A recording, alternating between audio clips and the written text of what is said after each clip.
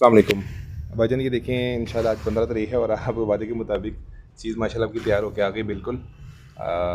ये माशाल्लाह काम की लुक देख लें, बहुत ही, एक तो कलर भी माशाल्लाह बहुत खूबसूरत आपने तैयार करवाया है और उसके अलावा जो इस पर काम है गोल्डन, वो भी आउट क्लास लुक दे रहा है माशाल्लाह।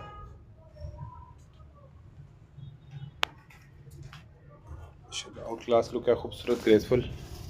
और भाई ये पाउच भी दिखाना इसका, ये इसके साथ पाउच भी रेडी हो गया बिल्कुल, वो ट्राउज़र भी है साथ। ठीक है, आपकी मैक्सी 4 पीस कंप्लीट रेडी हो गई है।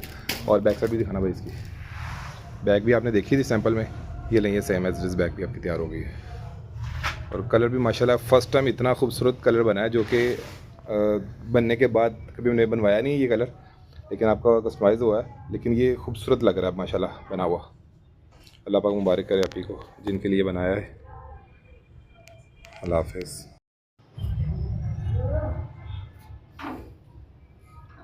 ਉਹਨਾਂ ਦਾ ਮਾਲ ਦੇ ਦੇ ਜਿਹੜਾ ਟਿਕਟੋਕ ਦੀ ਬਣਦੀ ਹੈ।